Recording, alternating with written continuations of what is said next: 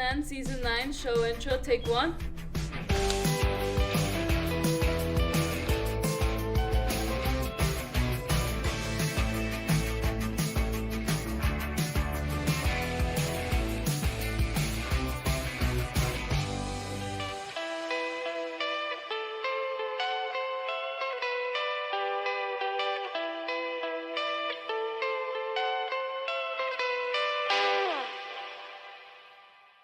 What's up, Bulldogs? Welcome back to another episode of PNN. We hope you all had a relaxing spring break and are feeling refreshed for the final stretch of the school year.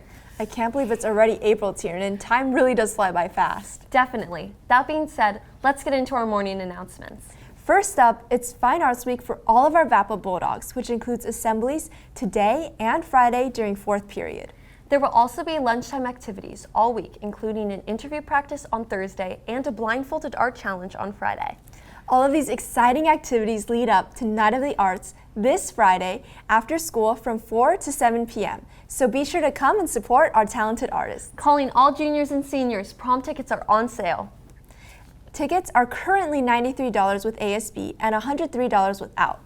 But prices will be increasing every week, so make sure to get them early. Freshmen, sophomores, and juniors, quick reminder to finish your course selection for next year and have it turned in by April 9th or 10th. Your counselor will be meeting with you in the coming weeks to input your classes.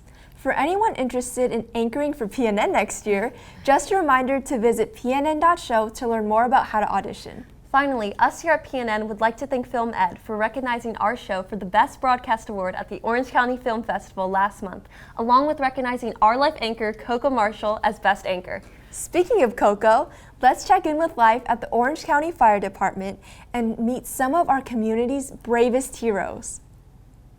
What's up, Bulldogs, and welcome back to Life with Coco.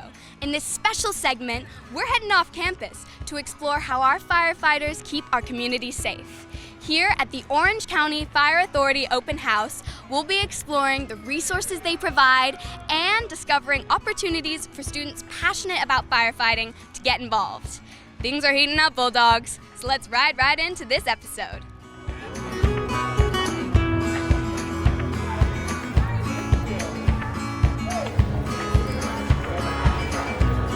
Hi, what is your name? Keith Davis.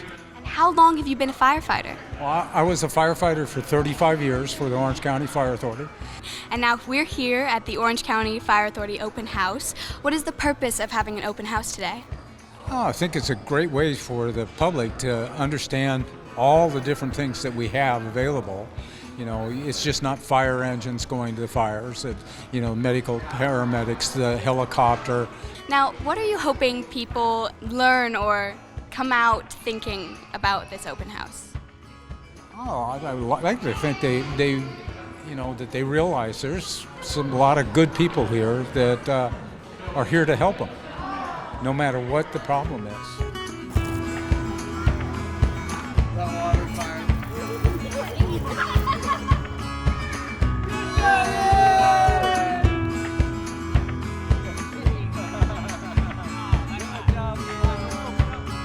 Who am I here with? My name is Brett Cowdell. I'm a fire captain for Orange County Fire Authority, and I've been doing this for 22 years. I started as an ocean lifeguard in Huntington Beach, and I loved serving the public. And when I did that, I discovered becoming a firefighter through that friend. And it's very similar to being a lifeguard in that you serve and save. And I loved that concept, and it's what I get to do for the rest of my life. That's amazing. What is the most rewarding part about being a firefighter?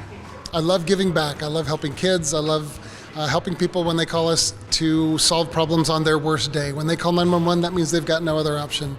They call us, we come out, we help, and that's a rewarding experience. It really helps when we get people off the street, when we help them with medicine, we help them by putting out their fire, and I just love the program. I love the opportunity to be able to give back to the public.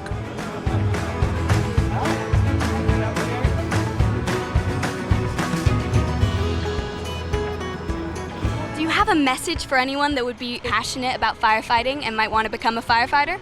Yeah, definitely always chase your dreams. We're always here to help. So if you guys ever want to come by, do a station visit, go on a ride along, we definitely have channels where you can set that up through. We have a community outreach program. You can find all that information on ocfa.org, and we can help you get set up to come along and visit our stations.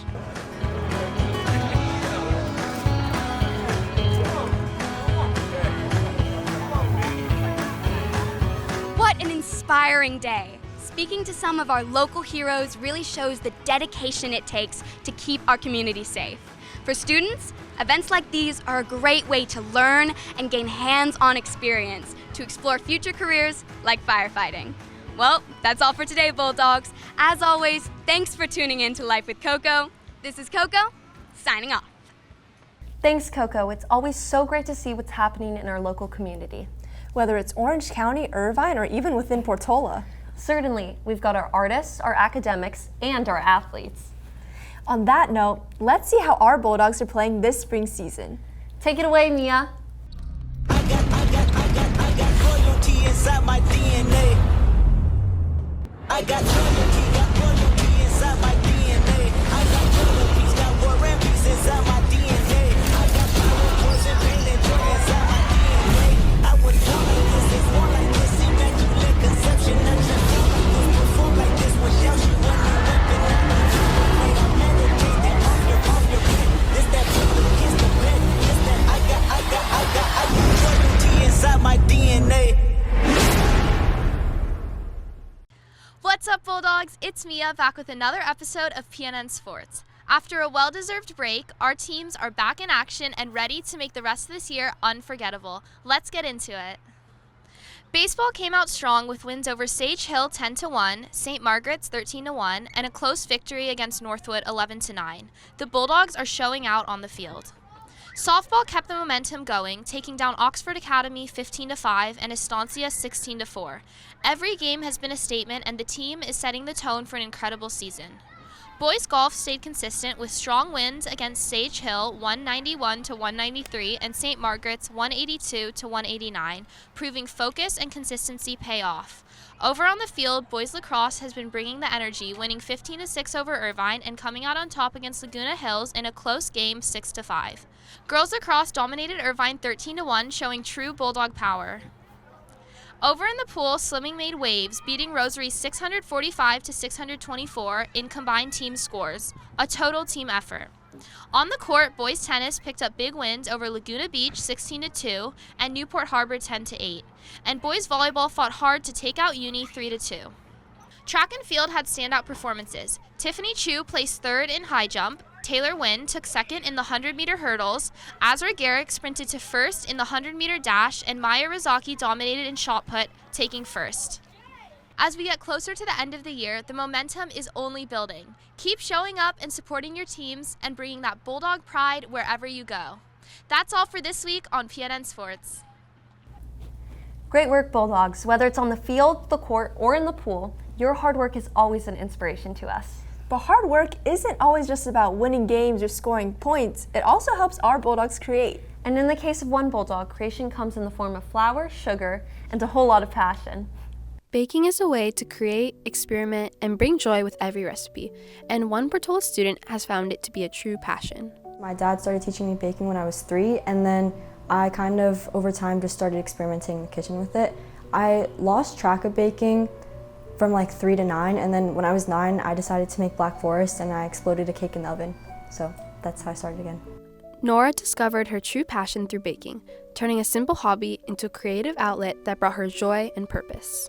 I like the experimentation of it because I think over COVID I started to get into it a lot more, and I was able to just play around with whatever ingredients I had in my kitchen. So I love the idea of just like substituting whatever I have and then just like making something that makes people happy with it. It's been a larger part of my life than just baking. So because of baking, I realized I wanted to go into biomedical engineering. So all of like the research and like the experimentation, I realized that it like correlates to actual like lab stuff. So when we were in school and we were doing labs, I'm like, oh my God, wait, this is literally baking all over again. So I think it's been a really large part of my life. Even after countless hours of practice, Norah wrestled with the simplest steps.